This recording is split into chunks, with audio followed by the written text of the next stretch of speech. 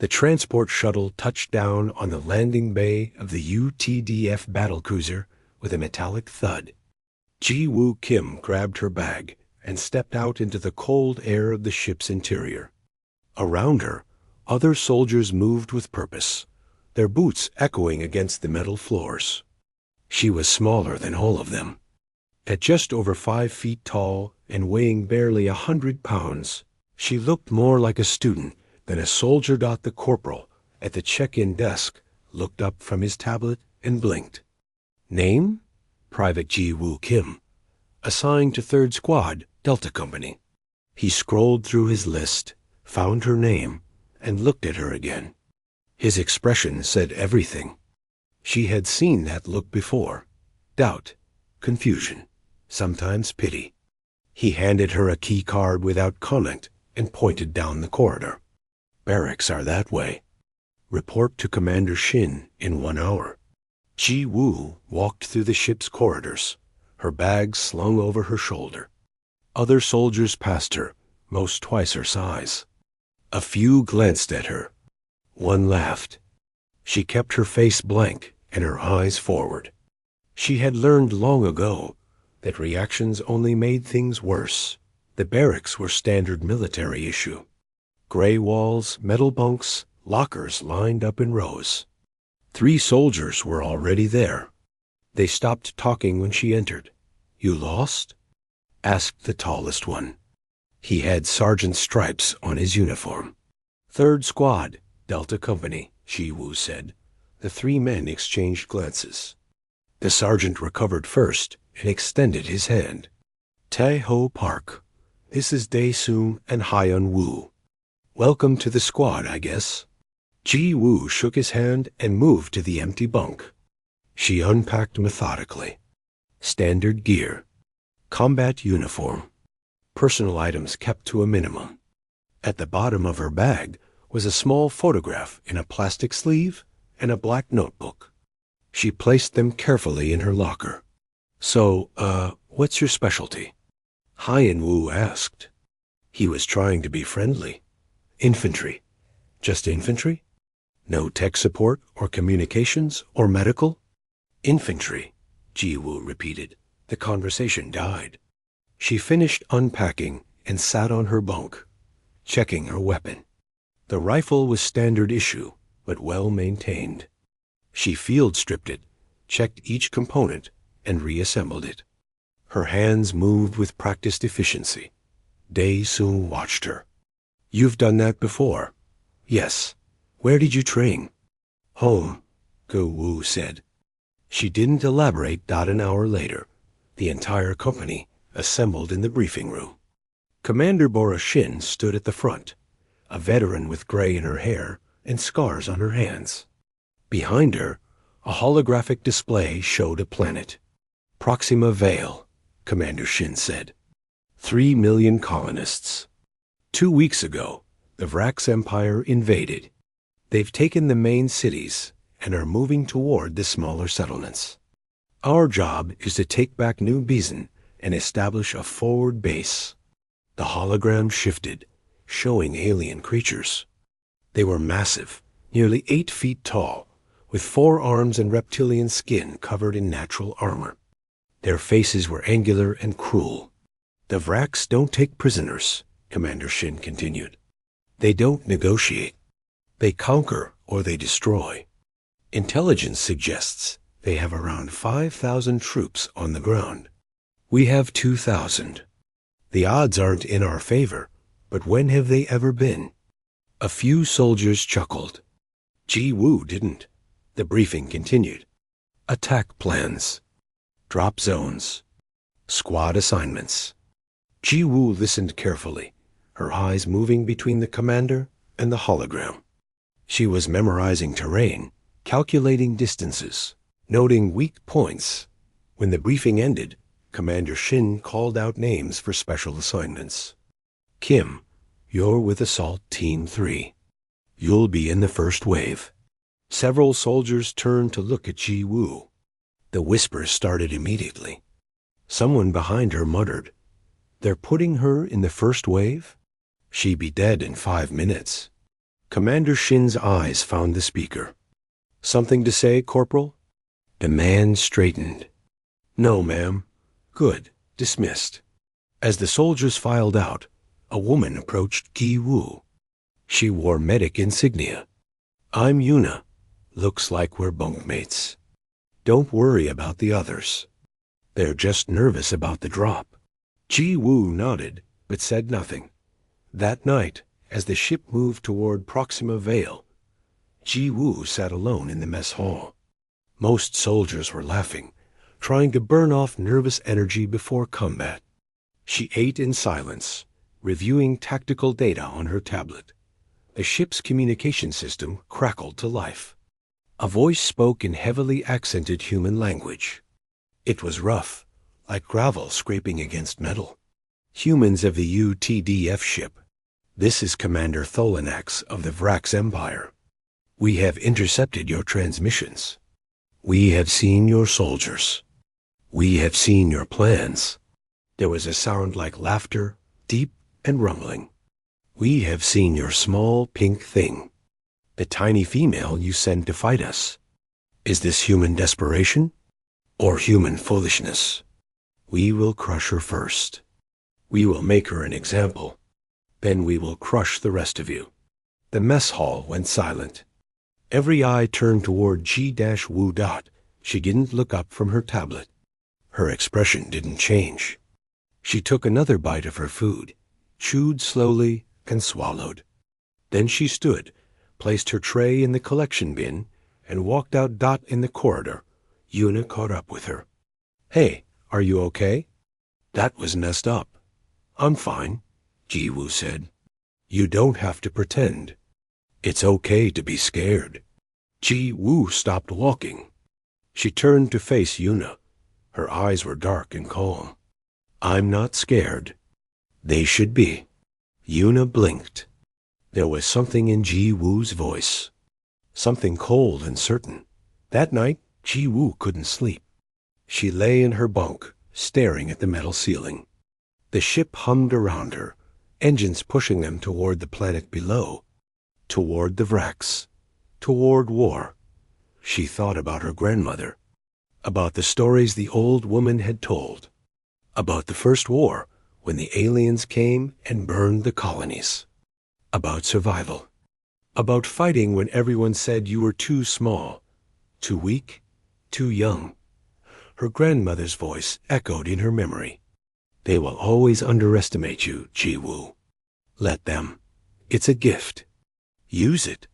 Ji-Wu reached into her locker and pulled out the photograph. It showed a young girl standing next to an old woman. They were smiling. Behind them was a settlement, peaceful and whole. The photograph was old now. The settlement in the picture didn't exist anymore. The Vrax had made sure of that. She touched the old woman's face in the picture. "For you, grandmother," she whispered in Korean. "For everyone we lost." She put the photograph away and pulled out the black notebook. Page after page of notes in Korean script. Tactical observations. Weak points in Vrax armor. Behavioral patterns. Movement styles. She had been studying them for years. Ever since that day, ever since the fire, the ship's alarm sounded. 6 hours until drop. Ji-Wu closed the notebook and began to prepare. She checked her weapon again, checked her gear, checked everything twice. The others were starting to wake up, nervous energy filling the barracks. Tai-Ho approached her. "Listen, Kim, when we drop, stay close to the squad. Don't try to be a hero. Just follow orders and watch our backs." "Understood," Gi-Wu said, but she knew the truth.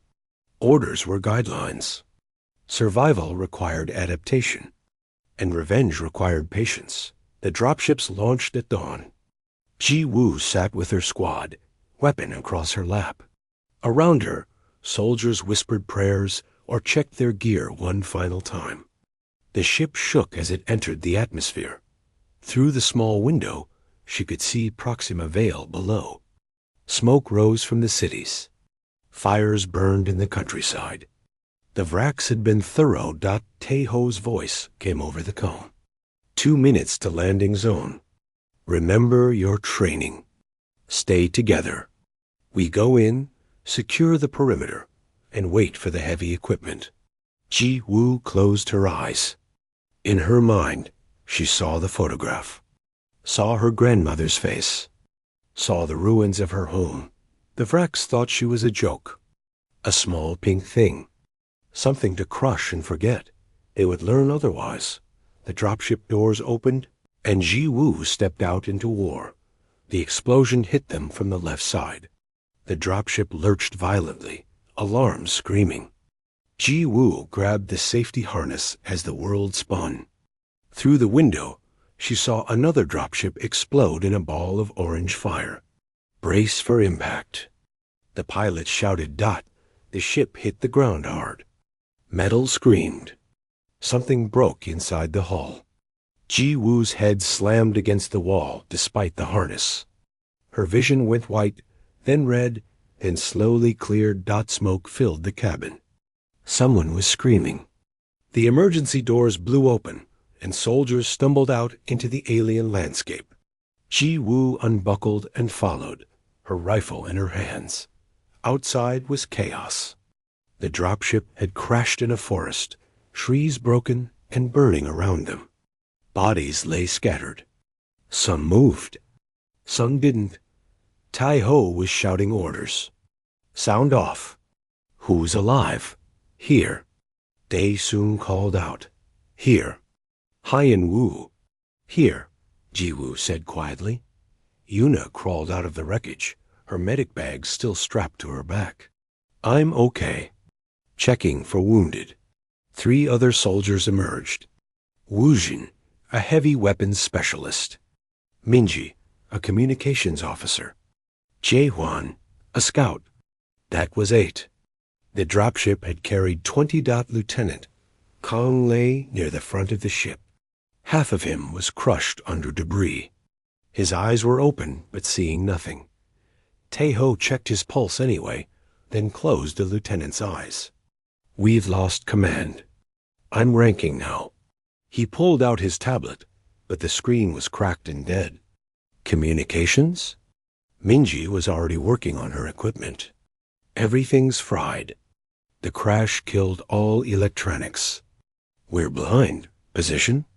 Ji-won climbed a nearby tree, looked around, and climbed down.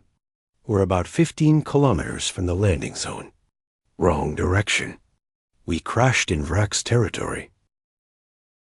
The squad exchanged looks. 15 kilometers through enemy territory. 8 soldiers. No communications. No support. Ho made a decision. We moved to the extraction point. Stay quiet, stay together. Woojin, your rear guard. Ji-hwan, scout ahead. Everyone else, tight formation. We move in 5 minutes. Yuna finished treating Woojin's leg. A piece of metal had cut deep, but he could walk. Ji-woo stood apart, studying the forest. The trees here were different from Earth trees. Taller, darker. The light filtered through in strange patterns. Kim, Taeho called. You good? Yes, stay in formation. No heroics. Ku-hoo nodded, but her eyes were still scanning the trees. They moved through the forest like ghosts. Ji-hwan led, using hand signals. The terrain was rough, full of rocks and thick underbrush. Every sound made them freeze. Every shadow could be an enemy. 2 hours passed. Then 3. The sun climbed higher, and the heat grew oppressive inside their armor. Sweat dripped into Ji-woo's eyes. She ignored it. Jae-won's hand went up. Stop. Everyone froze. He pointed ahead. Through the trees, movement. Big shapes. 4 of them. Vrak's patrol. Taeho signaled everyone down. They crouched behind rocks and trees. The Vraks were massive up close. 8 feet of muscle and armor, 4 arms carrying weapons that looked like small cannons. Their reptilian heads swiveled as they walked, Searching, the patrol passed within 10 meters. Ji Woo watched them through her scope. She counted their steps, measured their spacing, noted how they moved. Predators, confident. They expected no resistance here. The Vrax moved past. The squad waited 5 minutes, then continued. They were close to a river when the attack came. The first shot hit the tree next to Hyun Woo's head. Bark exploded. Everyone dropped and returned fire. More Vrax emerged from the rocks ahead. Not 4 this time. 8, maybe 10. Contact front. Ta-ho shouted, suppressing fire. The squad's weapons lit up the forest. Energy bolts and bullets flew. The Vrax fired back with their heavy weapons. Trees exploded into splinters. Rock turned to dust. Woo Jin went down with a scream. A Vrax bolt had hit his shoulder. Yuna crawled to him, dragging him behind cover. "We're pinned," Dae Soon shouted. "Too many." Ji Woo assessed the situation in seconds. The Vrax had high ground, good cover, superior firepower. The squad was trapped in a depression with nowhere to go. Standard tactics wouldn't work. She looked left. A narrow gap in the rocks led up the ridge. It would put her behind the Vrax position. It was also completely exposed. Any Vrax who looked that direction would see her immediately. "I can flank them," Ji Woo said. Tae-ho fired another burst. "Negative. Too dangerous. We'll die here if we don't." I said no. Ji Woo looked at Yuna, trying to stop Woojin's bleeding. Looked at Hyun Woo, pinned behind a tree too small to protect him. Looked at the Vrax advancing slowly, confident in their victory.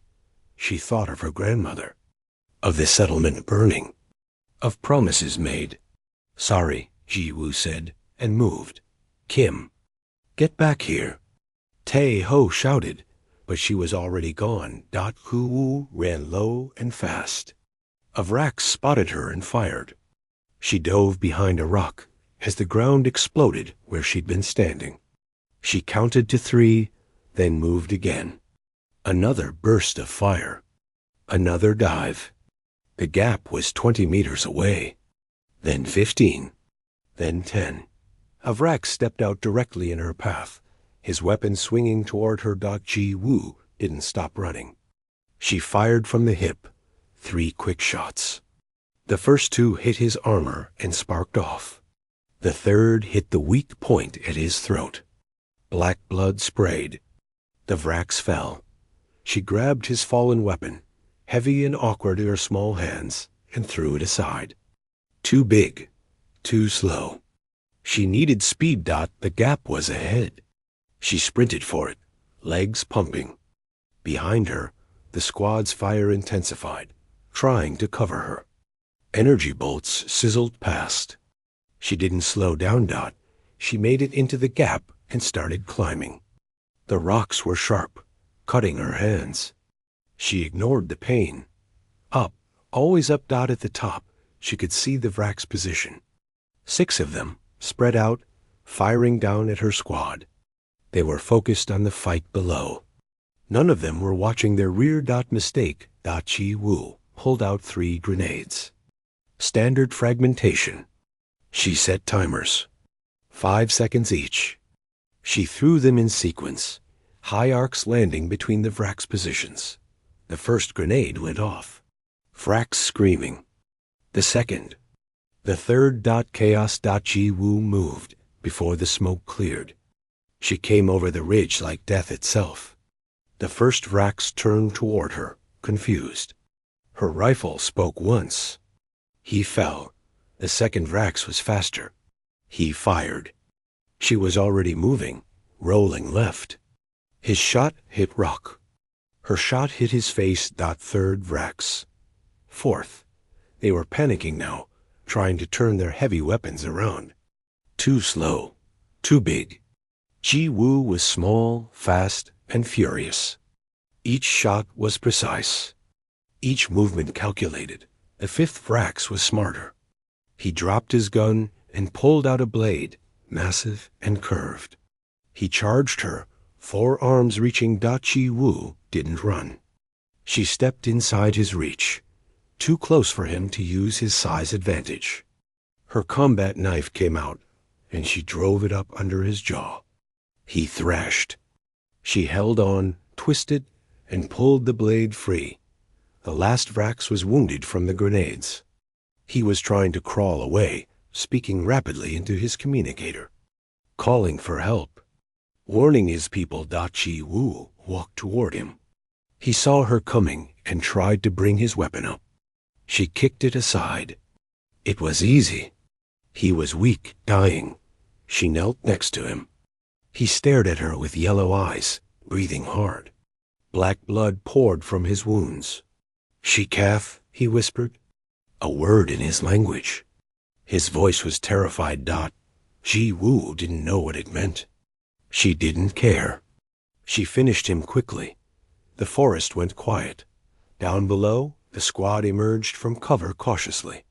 They stared up at the ridge, at the bodies, at Ji Wu standing among them, covered in black blood and dirt, her small frame somehow larger than it should be.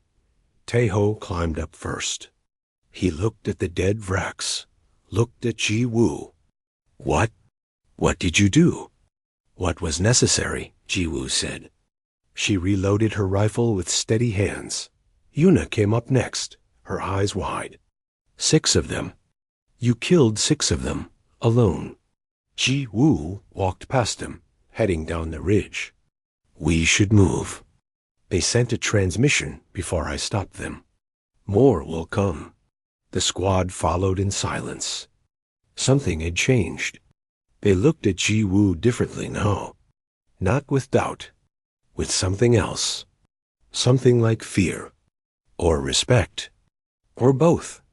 That night, they made camp in a cave. Minji worked on repairing the communications gear. Yuna treated wounds. Wujin rested, his shoulder bandaged, but stable. Chi Wu sat apart, cleaning her weapon. Her hands moved automatically, muscle memory from countless repetitions. Taeho approached and sat down next to her. "Where did you learn to fight like that?" "Home. That wasn't standard training. That was something else." Ji Wu was quiet for a long moment. Then she said, "My grandmother taught me. When the Vrax came to our colony, I was 12. She showed me how to survive, how to hide, how to fight when you're smaller than your enemy." She paused. "She died protecting me. I learned well." Taeho nodded slowly. "I'm sorry. Don't be. Just let me do my job." Across the cave, Minji got her equipment working. Static filled the air, then voices. Vrax communications. They listened. Patrol 7, report. Silence. Patrol 7, respond. More silence. All units, be advised. Patrol 7 found destroyed. All soldiers dead. Human responsible. Small female. Extremely dangerous. Target designated She-Calf. Repeat, She-Calf has entered the territory. All units maintain extreme caution. The transmission ended. Hyan Wu looked at Ji Wu. "What does that mean?" "She-Calf?" "I don't know." Ji Wu said. But in the corner, Minji was checking her translation database. Her face went pale. "It's an old Vrax word. It means the shadow that takes. It's what they call death." The extraction point was still 10 kilometers away when they found the supply depot. It sat in a valley, surrounded by prefabricated walls and guard towers.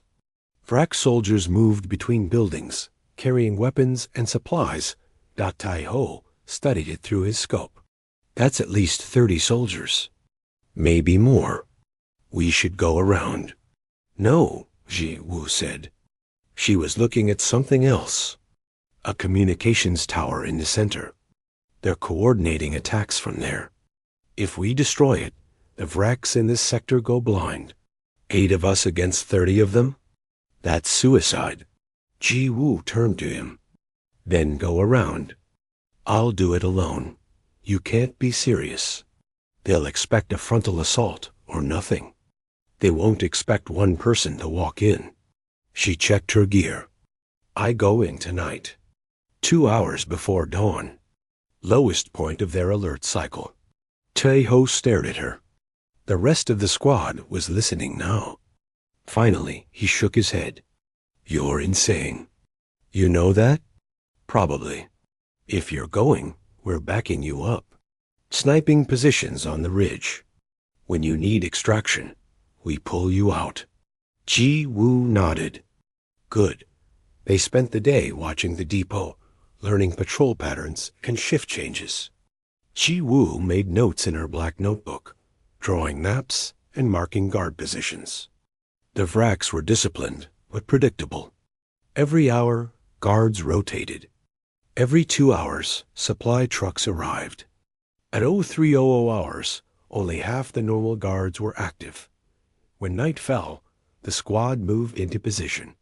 Dae-sung and Hyeon-woo took the north ridge. Ji-won and Minji took the south.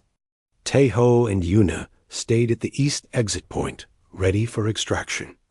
Woojin, still healing, stayed back with the gear. Ji-woo went alone toward the west side. The perimeter fence was 10 feet high, electrified. She found a drainage pipe that ran under it, barely wide enough for her small. Vrak's forces estimated at 2,000 soldiers. Repeat, New Seoul needs immediate assistance. Tae-ho grabbed the comm. This is 3rd Squad. How far are we from New Seoul? 3rd Squad, you're approximately 30 kilometers southwest. But Command is ordering all units to continue primary objectives. New Seoul is considered lost. Lost? Yuna's voice was sharp. Those are 5,000 people. Acknowledged, but relief forces can't arrive for 3 days. The settlement won't last 3 hours. Ji Woo was already packing. The others watched her. Kim, Tae-ho said carefully. You heard the orders. I heard them. We have our mission. The command post.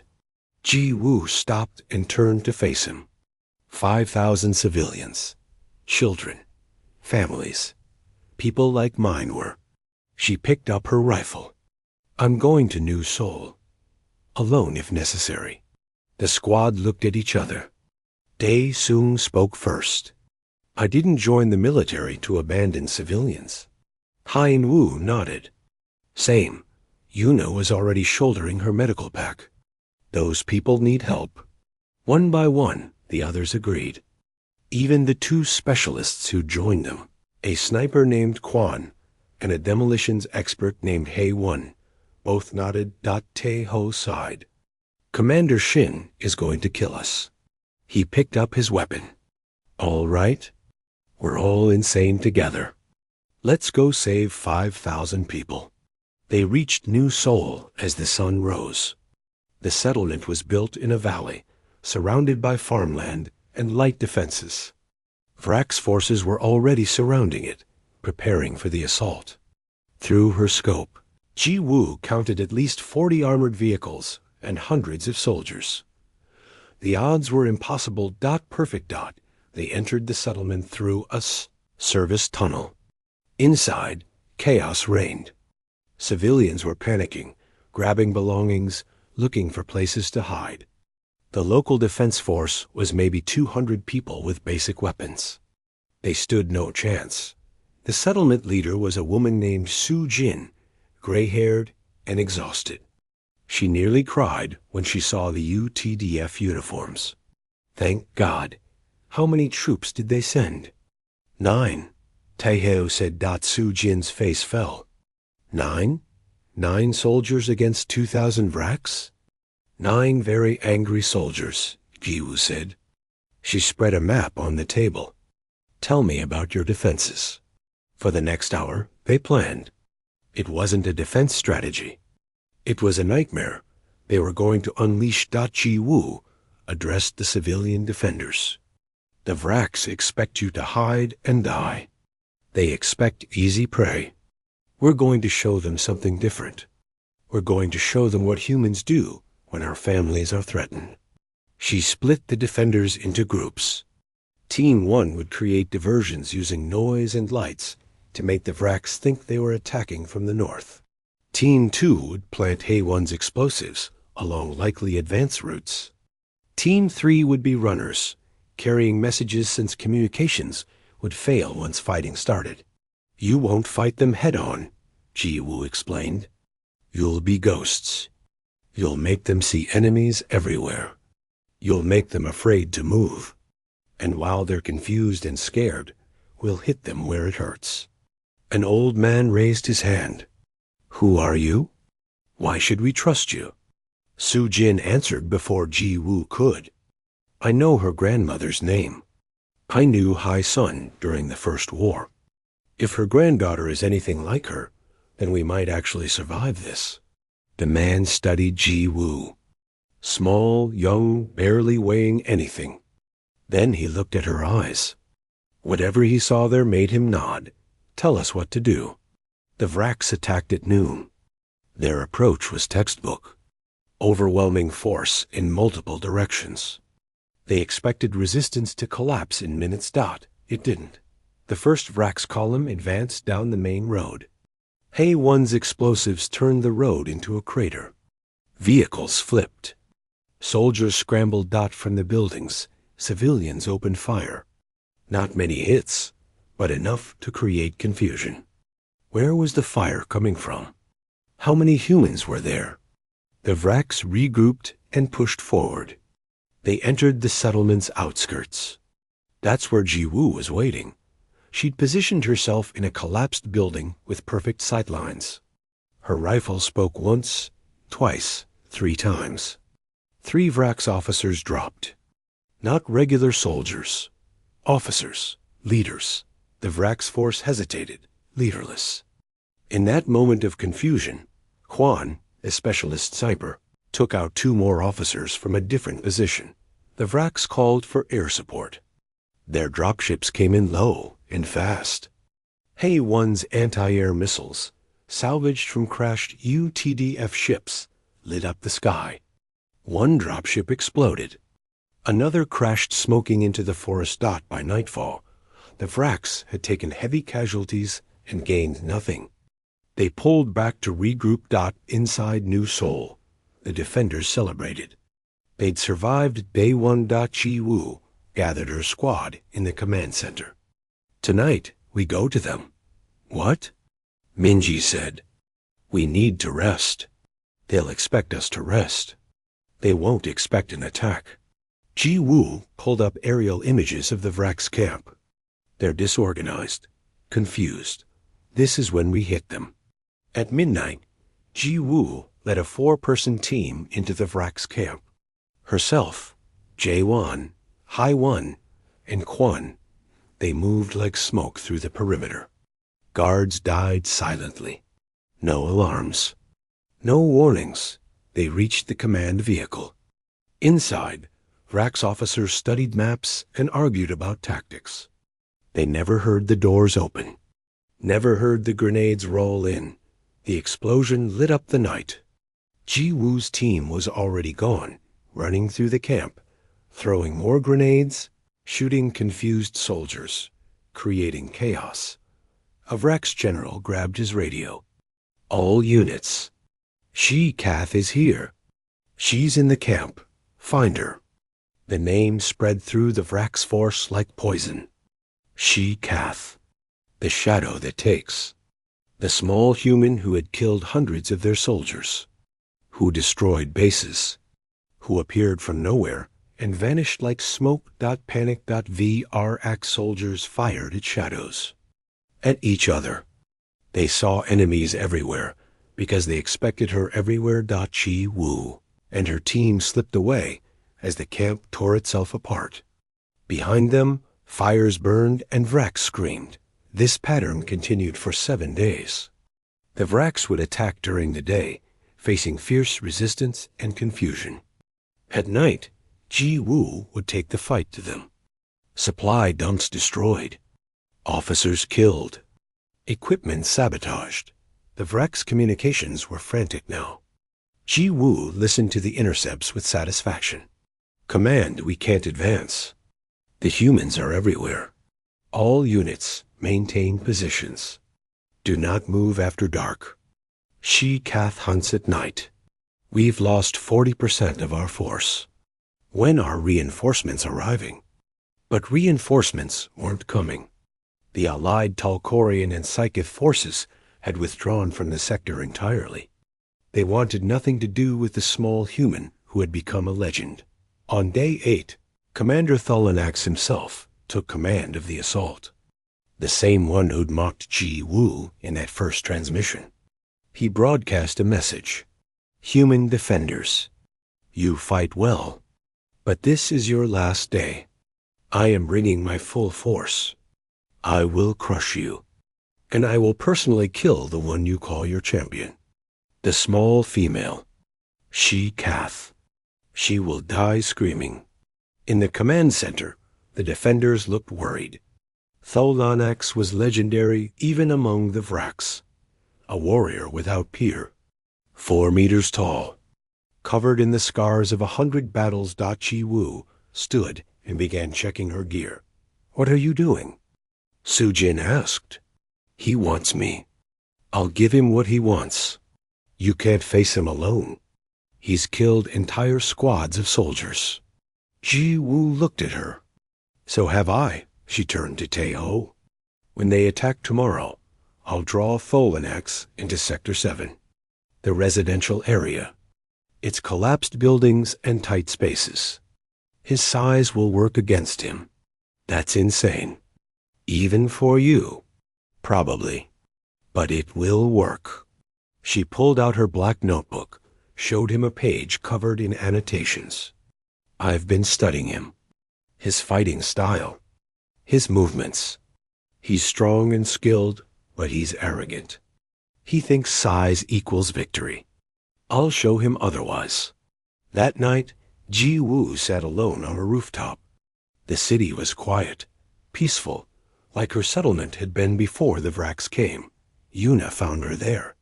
Can't sleep? Don't need to. Yuna sat down beside her. You know you don't have to do this alone, right? We're a team. This is personal. Tholanax was at Jeju Colony. I checked the records. He led that assault. He killed. Ji Woo stopped, her voice tight. He killed a lot of people, including my grandmother. Then let us help you kill him. Ji Woo shook her head. He won't fight if others are there. He wants glory. A personal duel. I'll give him that. And while he's focused on me, you'll be destroying the rest of his force. And if you lose? Ji Woo pulled out the photograph. Showed Yuna the smiling faces. I won't lose. I can't. Too many people are counting on me. The ones who died. The ones I'm protecting now. I carry them all with me. She touched her grandmother's face in the picture. She taught me that we're never alone when we fight for others. Every person we save, every enemy we stop, it matters. It all matters. Dawn came with fire and thunder. Tholanax led the assault personally, his massive form unmistakable. He tore through defenses like they were paper. His weapon, a massive blade in each of his 4 hands, cut down defenders who got too close. Then he saw her. Ji Woo, standing alone in the center of the residential sector. Waiting. She Kath. He roared. Finally, face me. The battle around them seemed to pause. Vraks and humans alike stopped to watch. Ji Woo said nothing.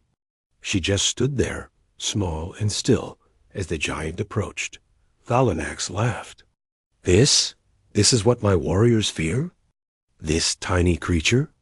I will enjoy crushing you. Talk less, Ji Woo said. Fight more. He charged.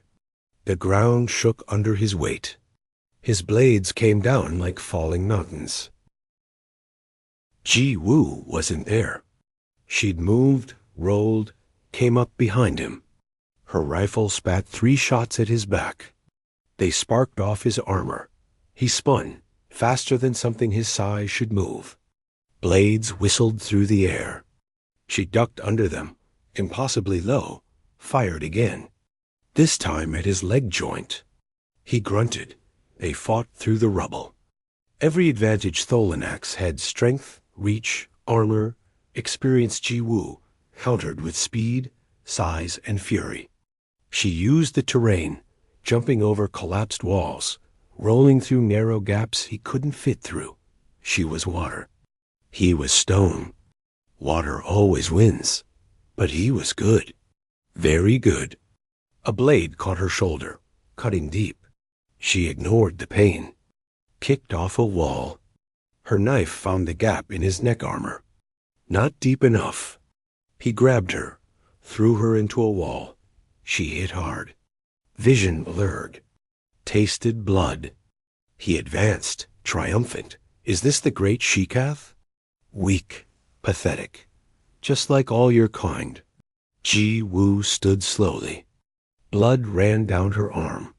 Her rifle was broken, lying in pieces. Just her knife left. My grandmother, she said quietly, died protecting me from monsters like you. She was 60 years old, unarmed. You killed her anyway. I do not remember. Tholanax raised his blades. She was nothing. She was everything. Ji-Woo moved forward. Not away. Toward him. And you're about to learn what happens when you take everything from someone. What happened next became legend. Ji-Woo didn't just fight. She destroyed. Every move perfect. Every strike precise. She went for his wounds, his weak points, his eyes. He swung his massive blades. She was smoked out, 1 blade gone, knocked from his hand. 2, 3. His armor cracked. His confidence faded. For the first time, fear entered his eyes. What? What are you? I'm the one you couldn't break. Ji-Woo drove her knife into his primary heart. I'm human. Tholanax fell. The greatest Vrax warrior, defeated by a soldier who barely reached his chest. The battlefield went silent. Then the Vrax broke. They ran. Without their commander, without their confidence. They were just soldiers who'd lost the will to fight. The defenders of Nu. Soul had won. Ji-Woo collapsed beside Tholanax's body, bleeding, exhausted. Victorious. 6 months after the Battle of New Seoul, the war was over. Not because humanity had superior weapons or numbers. Not because of brilliant strategy from high command. The war ended because the enemy stopped fighting. On the UTDF command ship orbiting Earth, officers studied reports with confusion and wonder. The Vrax are requesting peace negotiations, Admiral Chun said, scrolling through data. The Talkorians and Psycheth have already withdrawn from all human territories. They're offering reparations. This doesn't make sense. We were losing this war 6 months ago. Commander Bora Shin sat across from him, her own tablet displaying different information. Intelligence reports. Enemy communications. Soldier testimony. It makes perfect sense, she said. We didn't win with weapons. We won with fear. She pulled up a video. Vrax soldiers in their barracks, refusing deployment orders. Audio recordings of enemy communications, where seasoned warriors begged not to be sent to sectors where Shikath might be operating. Reports from Talkorian commanders requesting transfers to any front that didn't involve humans. One soldier, Shin continued. Private Ji-Woo Kim. She broke them. Not by killing the most enemies, though she killed plenty. She broke them psychologically. She made them afraid. And when you make a predator species afraid, they stop being predators. On Vrax's homeworld, historians were documenting what they called the Terror Campaign. In their records, Shikath wasn't described as a soldier. She was described as a force of nature, unstoppable, everywhere. Death itself. Young Vrax warriors, who'd once dreamed of glorious conquest, now studied her tactics with fear and respect. Military academies showed recordings of her attacks as examples of psychological warfare. Parents told their children about the small human who proved that size meant nothing. The cultural impact was profound. The Vrax, who'd built their entire society on strength and dominance, had to face a truth that shattered their worldview. They could be defeated by someone smaller, by someone they'd considered weak. On Tolkorian space stations, the same conversations were happening. The Psychith clans had entire ceremonies dedicated to avoiding the shadow that takes. They'd lost no battles to Ji Wu directly, but the reputation was enough. If humans could produce one fighter like her, what else were they capable of? The Alien Coalition's military analysts wrote reports that all said the same thing: don't fight humans. Not because they're stronger, because they don't know when to quit, because they turn pain into fuel, because one small human with enough reason to fight can become more dangerous than an entire army. But Ji Wu herself was nowhere to be found. After New Seoul, she'd refused every medal, every promotion, every interview request. When reporters tried to find her, they discovered she'd been reassigned. When they tracked that assignment, they found she was already somewhere else. She was a ghost. Yuna knew where she was, though. On a transport ship heading to the memorial grounds on Jeju Colony. The colony had been rebuilt over the years, but the memorial remained. A field of stones, each carved with names. Thousands of them. Every person who died in the first Vrax attack, Ji Wu, stood before one stone in particular. Hai-sun Kim, her grandmother, she placed her service rifle at the base of the stone. It was battered, scarred from countless battles.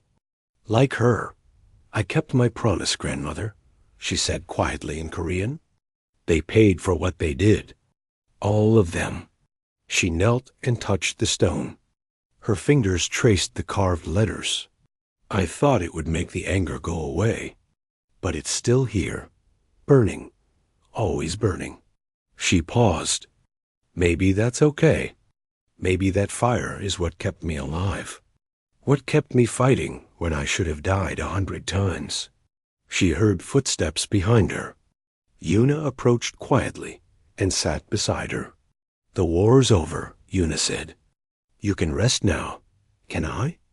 Ji Wu looked at her friend. Every time I close my eyes, I see them. The Vrax, the battles, the people I couldn't save. You saved thousands. New Seoul alone was 5,000 people. But not her. Not my family. Not the first victims. Ji Wu was quiet for a moment. Commander Shin wants me to train new soldiers. Teach them my methods. Will you do it? Ji Wu pulled out her black notebook. The pages were full now. Tactics, observations, lessons learned in blood. Yes, because the war might be over, but there will be others. And next time, humanity needs to be ready. Not just with weapons, but with the will to use them. With the understanding that being small doesn't mean being weak. That being kind doesn't mean being soft. She stood, helping Yuna up.